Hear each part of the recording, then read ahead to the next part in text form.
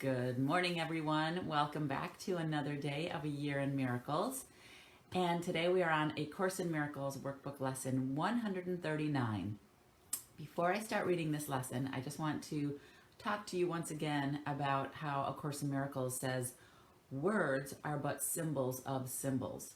And what this means is during our early domestication process, we were taught and we learned the meaning of words. And for the most part, the meaning of those words were based in fear. So we have learned some words that are very fear-based, and they have become a symbol of that in our minds. And that's part of what we're undoing. So today's lesson has the word atonement in it. And for my own personal preference, I have changed the sounding of that word to at-one-ment. It's spelled the same, atonement, at-one-ment. But the meaning that the Course in Miracles has given it is more true to the description of at-one-ment for me. So while I'm reading this lesson, you will hear me read the word atonement and pronounce it as at-one-ment. So I'm going to go ahead and dive right in to A Course in Miracles workbook lesson number 139, which is, I will accept at-one-ment for myself. Here is the end of choice. For here we come to a decision to accept ourselves as God created us. And what is choice except uncertainty of what we are? There is no doubt that it is not rooted here. There is no question but reflects this one. There is no conflict that does not entail the single simple question, what am I? Yet, who could ask this question except one who has refused to recognize himself? Only refusal to accept yourself could make the question seem to be sincere. The only thing that can be surely known by any living thing is what it is. From this one point of certainty, it looks on other things as certain as itself.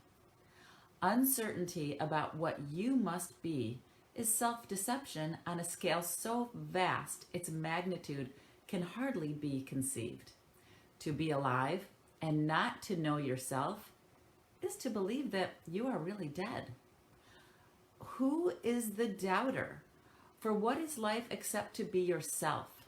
And what but you can be alive instead? What is it he doubts? Whom does he question? Who can answer him? He merely states that he is not himself, and therefore, being something else, becomes a questioner of what that something is. Yet, he could never be alive at all unless he knew the answer. If he asks as if he does not know, it merely shows he does not want to be the thing he is. He has accepted it because he lives, has judged against it and denied its worth, and has decided that he does not know the only certainty by which he lives. Thus he has become uncertain of his life, for what it is has been denied by him. It is for this denial that you need at-one-ment. Your denial made no change in what you are, but you have split your mind into what knows and does not know the truth. You are yourself. There is no doubt of this, and yet you doubt it. But you do not ask what part of you can really doubt yourself. It cannot really be a part of you that asks this question, for it asks of one who knows the answer. Were it part of you, then certainty would be impossible. At-one-ment remedies the strange idea that it is possible to doubt yourself and to be unsure of what you really are. This is the depth of madness. Yet it is the universal question of the world. What does this mean, except the world is mad? Why share its madness in the sad belief that what is universal here is true? Nothing the world believes is true.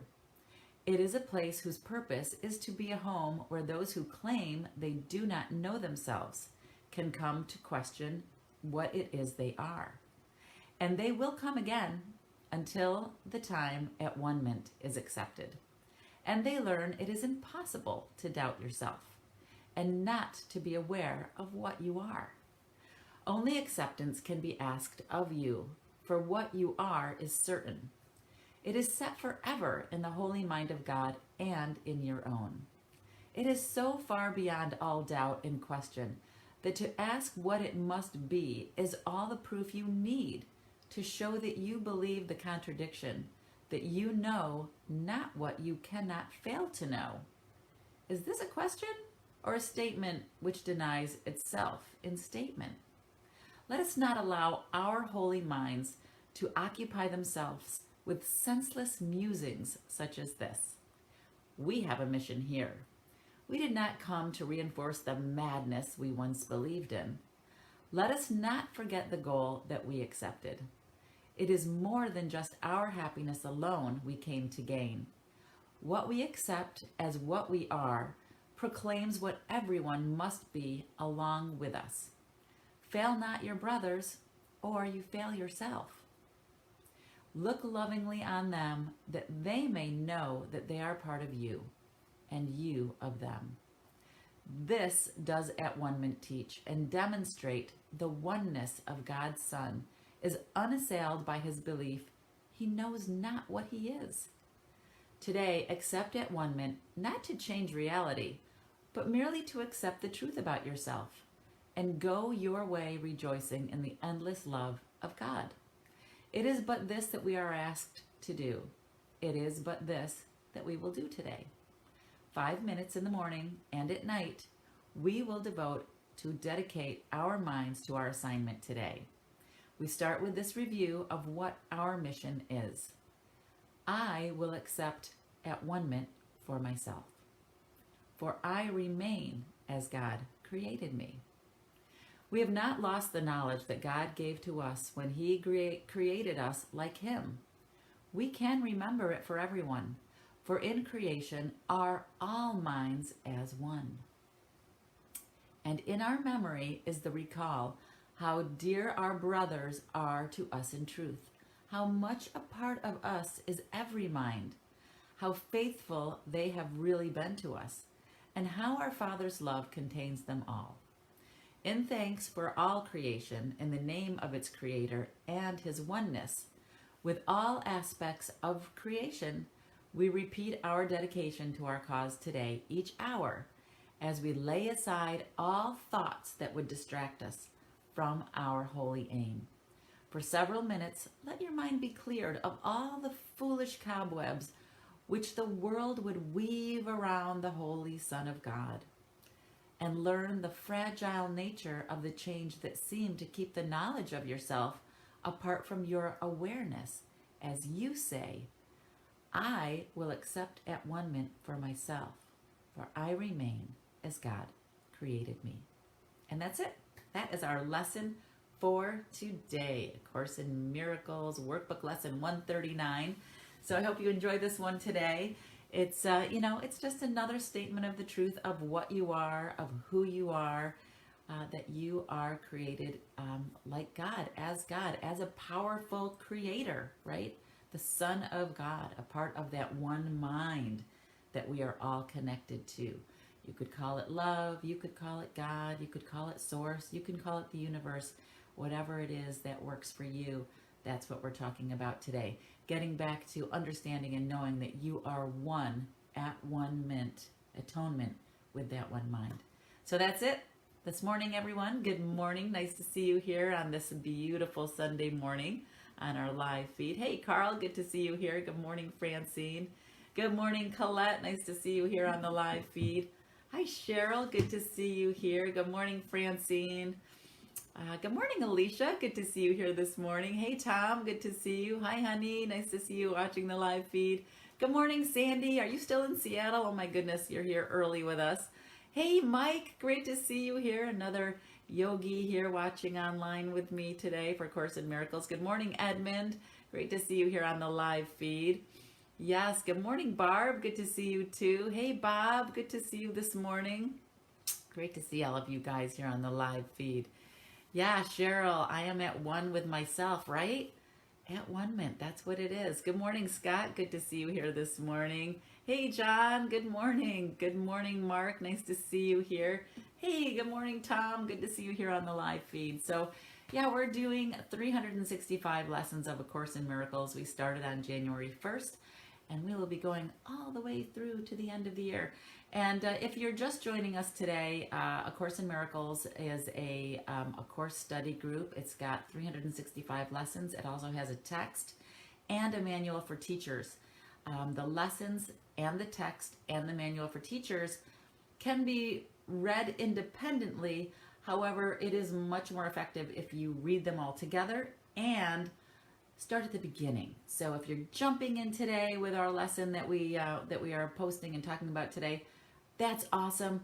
But go back to lesson 1 because they build on each other, and it's a process of really undoing the early conditioning and the domestication and all of the fear thoughts that we have put on ourselves and kind of woven into our brains and are part of the illusion that we think. And that's why we ask the question, who am I, right? Because this world seems crazy, madness, right? So that's why we say, who am I? And it goes back to, you are as you have always been, as God created you, a powerful creator. The truth is, you are love. That's it. You are love. And we need to undo all of the other things that we kind of put in there to think that would protect us and save us, right? So when we get back to that place of I am love, then there's nothing to protect us because we are all powerful, all powerful. Love is the most powerful force there is. So that's what we're doing today. Thank you all for joining here on the live feed, and I will see you tomorrow morning with our next A Course in Miracles live workbook lesson. And in the meantime, jump on over to our private Facebook group if you'd like to ask some questions or post what's coming up for you, or just join us over there. So have a great day. In the meantime, I'll see you guys here tomorrow morning. All right. Thanks again for joining. Bye, guys.